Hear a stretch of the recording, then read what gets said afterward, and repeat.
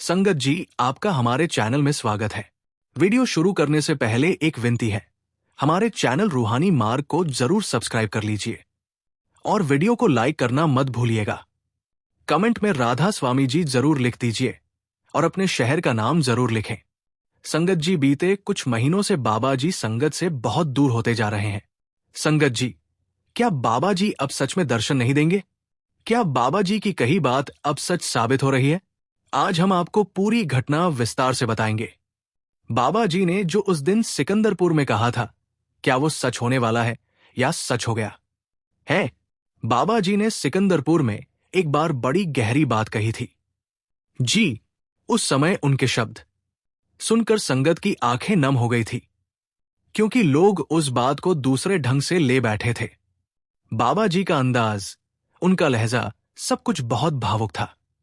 बाबा जी ने कहा था कि एक एक बात के कई मायने हो सकते हैं, इसीलिए कौन किस बात को कैसे समझ ले, ये सब सद्गुरु की मर्जी है। उन्होंने कहा था, भाई बस कुछ ही दिनों की बात है, फिर हजूर के ही दर्शन हुआ करेंगे। और संगत जी, वही बात आज पूरी तरह सच होती दिख रही है। पिछले अक्टूबर में डेरा में 3 भंडारे हुए, पर बाबा जी ने तीनों में बिल्कुल अलग अलग तरीके से दर्शन दिए।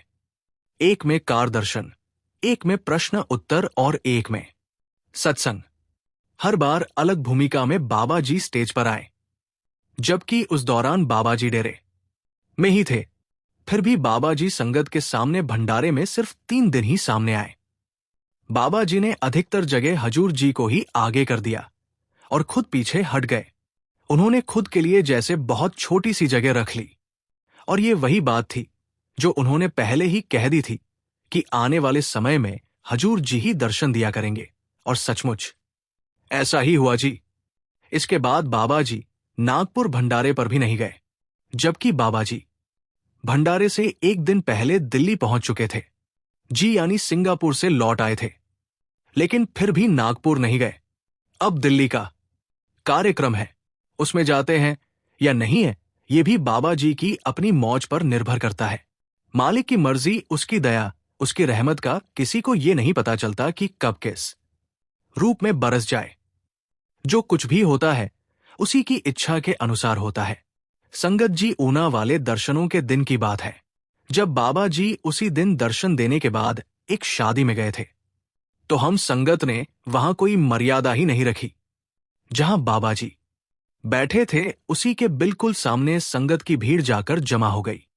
बाबा जी बार बार कह चुके हैं कि ऐसी जबरदस्ती मेरे पीछे आने से कृपा नहीं मिलने वाली। जिसको कृपा देनी है उसको 7 समुंदर पार से भी दे देनी है, और जिसको नहीं देनी चाहे मेरे आगे पीछे दौड़ते रहो, फिर भी नहीं देनी। आपको याद होगा, अभी कुछ दिन पहले हिमाचल के ऊना में बाबा जी जब पैदल दर्शन दे रहे थे, तो उसी दौरान एक दूल्हा जो लड़की वालों के घर जाने की बजाय बाबा जी के दर्शन करने पहुंच गया था, और बाबा जी पैदल दर्शन के टाइम स्पेशल उस दूल्हे के पास रुके थे और प्रेम से उसके सिर पर हाथ रखा था। इस बात को हमने अपने उसी दिन के वीडियो में भी बताया था। लेकिन संगत जी, अब एक नई बात और सामने आई है। बाबा जी ने उस दूल्हे को शगन भी दिया था, उसी समय नहीं दिया था, लेकिन बाद में सेक्रेटरी साहब को कहा था कि उस लड़के की आज शादी है, इसीलिए उसको शगन दे आओ। संगत जी, ना तो वो लड़का बाबा जी का कोई करीबी सेवादार था और ना ही कोई रिश्तेदार। फिर भी बाबा जी स्पेशल उसके पास उस दिन रुके और शगुन भी दिया। शगुन कितना था, कितना नहीं, हम उस बात में नहीं पड़ेंगे, क्योंकि उस शगुन का मूल्य कोई नहीं लगा सकता। वो गुरु का एक लड़की की शादी में दिया हुआ आशीर्वाद था, और आशीर्वाद का कोई मूल्य नहीं होता। संगत जी, उस भाई ने बताया कि बाबा जी ने सबसे पहले उसके सर पर हाथ रखा था। उस समय उसने लाल रंग की पगड़ी बांधी हुई थी। वो कहता है, मैं उस पगड़ी को सारी उम्र सहज कर रखूंगा। उस भाई की एक आदत थी, जब भी कोई कहता चल बाबा जी फलानी सड़क से जाएंगे, वहां चलकर दर्शन कराते हैं, तो वो मना कर देता था। वो कहता था कि मैं पीछे नहीं भागूंगा, जब बाबा जी को बुलाना होगा वो खुद बुला लेंगी। और उस दिन यही हुआ। वो अपनी बारात लेकर उसी रास्ते से जा रहा था जी, जहां बाबा जी ने उस सेंटर में दर्शन देने थे।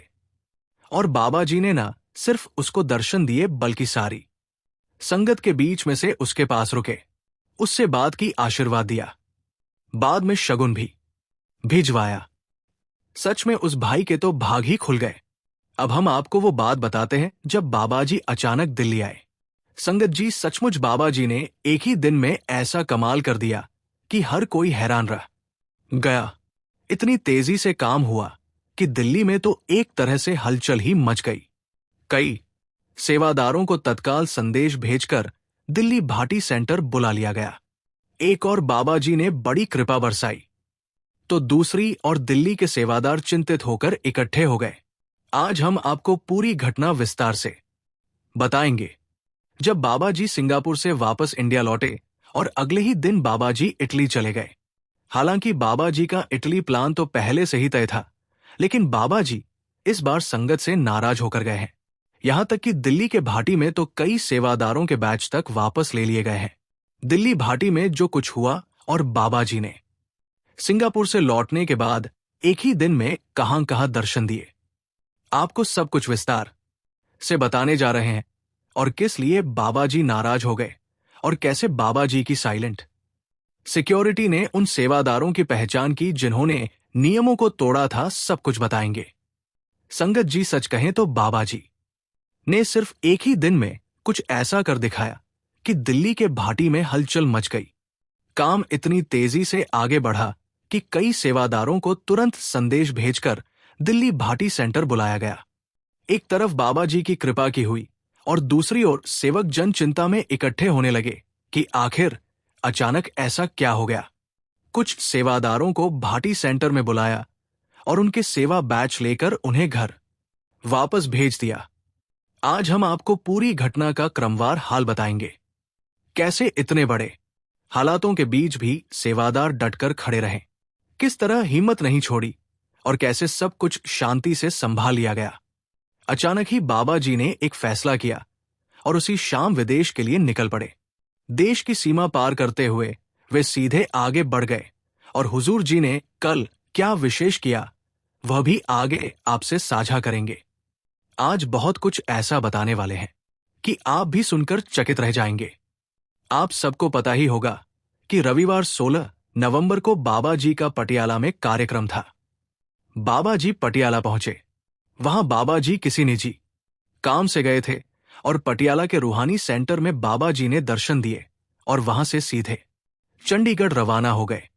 चंडीगढ़ एयरपोर्ट पर उतरकर बिना देर किए विदेश की उड़ान पकड़ ली। और हैरानी की बात यह कि शनिवार को ही बाबा जी विदेश से भारत लौटे थे और रविवार को फिर सेवा के लिए विदेश की ओर निकल पड़े। लेकिन इस एक दिन में संगत के कुछ लोग और कुछ सेवादारों ने बाबा जी को नाराज कर दिया। हुआ यूं कि शनिवार को सुबह बाबा जी सिंगापुर से दिल्ली एयरपोर्ट पहुंचे और फिर संगत जी उसी दिन दोपहर ठीक 12 बजे बाबा जी ने दिल्ली के पूसा रोड स्थित सत्संग घर में दर्शन दिए। जिन भाग्यशाली संगत ने वहीं पहुंचकर दर्शन कर लिए वे सचमुच धन्य हो गए। लेकिन कुछ भाई बहन ऐसे भी थे जो समय पर वहां नहीं पहुंच सके। जैसे ही किसी ने उन्हें यह कहा कि बाबा जी आगे अमुक स्थान की ओर जा रहे हैं, वे भी जल्दी जल्दी वहां पहुंच गए और संगत जी देखते ही देखते वहां इतनी भारी भीड़ जमा हो गई कि हालात संभालना मुश्किल होने लगा। इसी भीड़ में एक बेहद हैरान कर देने वाली बात सामने आई। वहां साइलेंट सिक्योरिटी तैनात थी। आप जानते हैं साइलेंट सिक्योरिटी का मतलब होता है ना कोई बैज, ना कोई पहचान, चेहरे पर मास्क, ना कोई आवाज, बस बिल्कुल चुपचाप खड़े रहकर हर गतिविधि पर नजर रखना। वे बड़े ध्यान से देख रहे थे कि कौन कौन से सेवादार बिना अनुमति के वहां पहुंच गए हैं। दिल्ली सेंटर के जितने भी सेवादार उस भीड़ में मौजूद थे उन सभी की पहचान उसी समय हो गई। साइलेंट सिक्योरिटी पूरी तरह अलर्ट मोड में थी। सेवादारों को अनेक बार समझाया जाता है कि कृपा करके बाबा जी के पीछे दौड़ लगाना ठीक नहीं। बाबा जी खुद अपने वीडियो में भी बार बार फरमा चुके हैं कि मैं किसी रिश्तेदार के घर किसी निजी कार्यक्रम में जा रहा होता हूं और तुम लोग गाड़ियों के साथ मेरे पीछे भागना शुरू कर देते हो। वहां परिवार वाले कम और संगत ज्यादा हो जाती है। क्या तुम ये समझते हो कि मुझे पकड़ कर ले जाओगे? ये रास्ता परमार्थ का है। भीड़ बनाकर, धक्का मुक्की करके, जबरदस्ती पहुंचकर कोई भी कृपा नहीं मिलती। दिल्ली वाली घटना में भी बिल्कुल यही हुआ। जिन सेवादारों की पहचान हो गई, उन्हें तुरंत फोन करके भाटी सेंटर आने के लिए कहा गया। कई सेवादारों के बैज वहीं पर ले लिए गए। कुछ की सेवाएं बदल दी गई और कुछ को तो साफ साफ ये आदेश सुनाया गया, आपकी सेवा यहीं समाप्त की जाती है, आप आगे से सेवा पर मत आइए। संगत जी, कई बार परिस्थितियों में सख्ती लानी ही पड़ती है। जब तक सद्गुरु की हल्की सी डांट ना मिले, कोई झटका ना लगे, हमारा मन संभलता ही नहीं। हम अपनी ही लय में घूमते रहते हैं, अपनी ही तरंग में बहते रहते हैं, पर ये नहीं सोचते कि जिसके पीछे भाग रहे हैं, हम वहां उसके आशीर्वाद लेने जा रहे हैं या उसकी नाराजगी का बोझ उठाकर लौटने वाले हैं। संगत जी, अब बात करते हैं बाबा जी की कल की इटली विजिट की। सुनकर बहुत हैरानी हो रही है कि बाबा जी शनिवार को एक देश से वापस लौटे और रविवार को अगले देश की ओर चल दिए। इतनी ऊर्जा देखकर सच में हैरानी होती है। लेकिन संगत जी, रब के प्यारे संतों के लिए कोई काम असंभव नहीं होता। आम इंसान तो 60 से 70 की उम्र में थककर आराम ढूंढ लेता है, लेकिन हमारे बाबा जी जिस गति से चलते हैं वो देखने लायक है। उनकी मेहनत और सेवा की दौड़ धूप की कोई तुलना ही नहीं। कल बाबा जी पटियाला से चलते हुए चंडीगढ़ एयरपोर्ट पहुंचे, फ्लाइट में सवार हुए और रात तक वे इटली की धरती पर पहुंच भी गए थे। इटली में सत्संग घरों में बाकायदा घोषणा कर दी गई कि बाबा जी यहां आ रहे हैं और साथ ही निर्देश जारी हुआ कि अनुशासन में रहना है। संगत को कहा गया कि अपनी इच्छा से दर्शन करने मत आना, जैसा आदेश दिया जाए सिर्फ वही करना है। और इटली की संगत तो अनुशासन में मिसाल मानी जाती है। जो कहा जाए उसी पर अमल, ना कुछ ज्यादा ना कुछ कम। आदेश मिला कि नहीं आना तो कोई नहीं गया और जब कहा जाए तभी आते हैं। इटली की संगत को अंदाजा था कि अगले दिन बाबा जी अमीलिया सेंटर में दर्शन देंगे और हुआ भी ठीक ऐसा ही। जब बाबा जी सेंटर पहुंचे तो सबसे पहले सेक्रेटरी साहिबान को बुलाया और फरमाया, भाई संगत के लिए नोटिस भेजो, सुबह दर्शन होंगे, सबको समय बता दो। सुबह 9 बजे का खुला बुलावा जारी हुआ और कार्यक्रम इतनी सहजता और अनुशासन के साथ संपन्न हुआ कि देखने वाले दंग रह गए। अगर हम भी अनुशासन में रहकर बाबा जी के दर्शन करेंगे तो बाबा जी को भी अच्छा लगेगा और बाबा जी का भी मन करेगा कि संगत के बीच जाकर संगत को दर्शन दे सकूं। संगत जी, दर्शनों की बात चल रही है तो मुझे एक प्रसंग याद आ गया। एक पूर्ण गुरु जब कृपा बरसाने पर आए तो कुछ भी नामुमकिन नहीं है। संगत जी, आइए अब एक प्रसंग सुनते हैं जो पुनः जन्म से जुड़ा हुआ है। मालिक किस क्षण किस जीव पर कैसी रहमत कर दे कोई नहीं जानता। ये घटना पूरी तरह सच्ची है और महाराष्ट्र के पुणे शहर की लगभग 10 वर्ष की एक नन्ही बच्ची से जुड़ी हुई है। इस बच्ची को अपने पिछले जन्म से मिले नामदान के शब्द इस जन्म में भी याद थे। जी, और इतनी कम उम्र में वो ऐसे ऐसे काम करने लगी थी कि घर वाले दंग रह गए थे। जी, बच्ची का जन्म एक सत्संगी परिवार में हुआ जरूर था, पर उसका स्वभाव बचपन से ही दुनिया के दूसरे बच्चों से अलग दिखता था। वो ना तो खेल कूद में रुचि लेती थी, ना बाहर के माहौल में ज्यादा घुलती मिलती थी। ज्यादातर समय एकदम शांत और स्थिर रहती थी और जब मुंह खोलती तो उसकी बातें केवल मालिक नाम और रूहानियत के इर्द गिर्द घूमती रहती। भजन सिमरन का महत्व, नाम भक्ति की शक्ति, जन्म मरण से मुक्ति जैसी बातें वो बच्ची करती थी।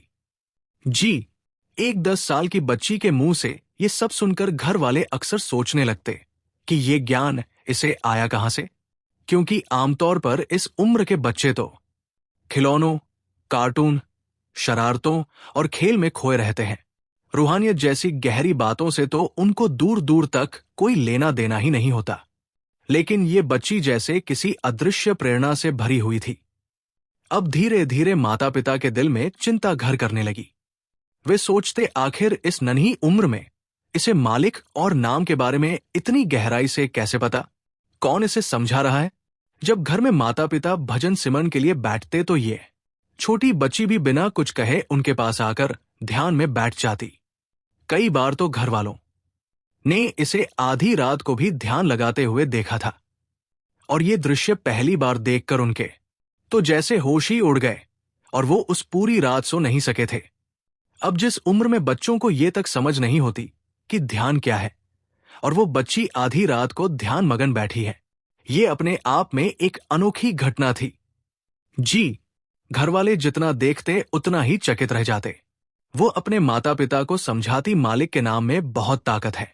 भजन बंदगी ही जन्म मरण की जंजीरें तोड़ सकती।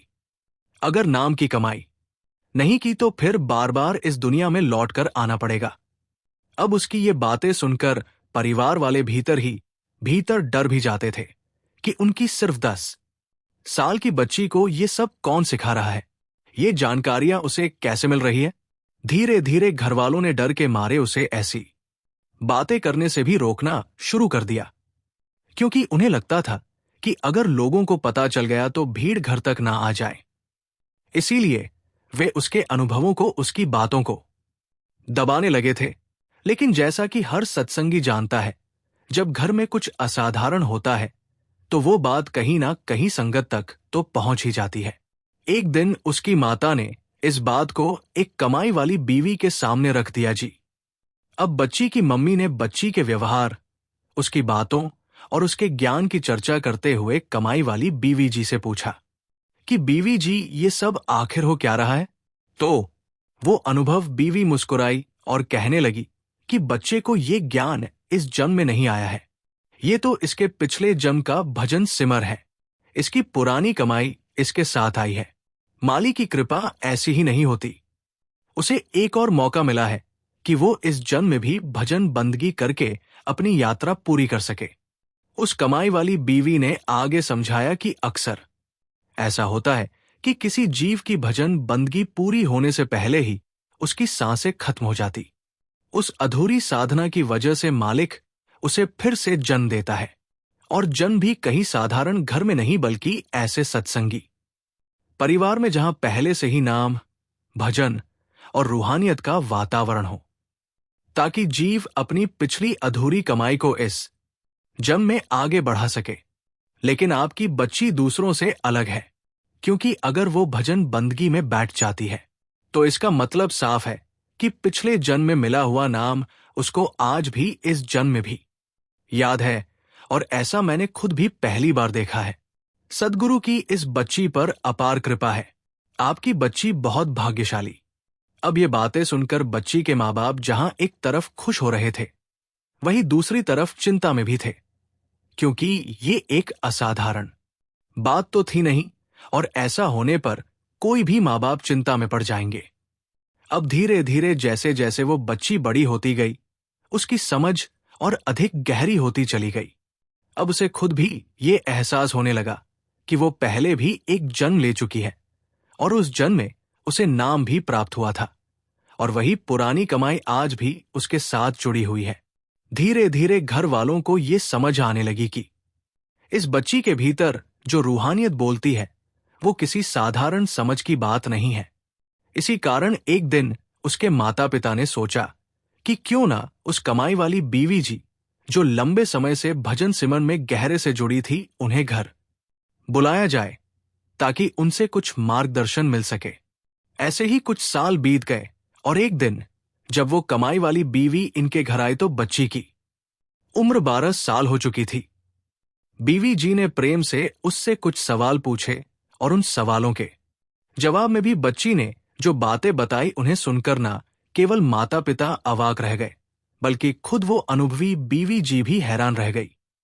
बच्ची ने शांत स्वर में कहा कि मेरा पिछला जन्म पंजाब के होशियारपुर में हुआ था। मेरा परिवार वहां भी सत्संगी था, और जब मेरी नामदान की उम्र आई तो बाबा जी ने मुझे नाम दे दिया था। फिर उसे बड़ी सहजता से आगे बताया कि लेकिन मैं भजन सिमरन पूरा नहीं कर पाई। बैठती तो थी पर मन टिकता नहीं था। जितना समय लगाना चाहिए था उतना दे ही नहीं पाती थी। शब्द की धुन तक पहुंचने से पहले ही मेरी मृत्यु हो गई। कम उम्र में ही मेरा शरीर छूट गया और बंदगी अधूरी रह गई। उस बच्ची ने यह भी कहा कि मालिक की मेहर हुई कि मुझे एक और जन्म मिला, ताकि जो साधना पिछले जन्म में अधूरी रह गई थी ना, उसे इस बार पूरा कर सकूं। फिर उसने अचानक वे नाम के वही शब्द जो उसे पिछले जन्म में मिले थे, कमाई वाली बीवी जी के सामने बोलकर सुने। बीवी जी के पैरों तले जमीन खिसक गई। जी, वो हकी बक्की रह गई कि इस जन्म की एक बार साल की बच्ची को अपने पिछले जन्म का मिला नाम दान भी याद है। उसकी बातें सुनकर माता पिता भी अंदर तक विचलित हो गए। वो समझ ही नहीं पा रहे थे कि उनके सामने बैठी ये वही बच्ची है या कोई ऐसी रूहानी अनुभव जिसकी गहराई को पकड़ना इंसानी समझ से ही बाहर है। संगत जी, जरा सोचिए, अगर इतनी छोटी उम्र की कोई बच्ची इस तरह की गहरी बातें करे तो किसी के लिए भी उस पर यकीन करना आसान नहीं होता। लेकिन जब उसने नाम के वे सारे लफ्ज भी बोलकर सुना दिए जो उसे पिछले जन्म में मिले थे, तब सब लोग हैरानी में जरूर पड़ गए और धीरे धीरे सबको उस बच्ची की बातों पर विश्वास होने लगा। फिर भी मन में कुछ शंकाएं थी। इसीलिए सच्चाई की परख के लिए घर वालों ने एक दिन उसे लेकर पंजाब के उसी गांव का रुख किया जिसका जिक्र वो लगातार करती थी कि वही उसका पिछला जन्म वाला घर था। और संगत जी, जैसे ही वो बच्ची उस गांव में पहुंची, सबके होश उड़ गए जी।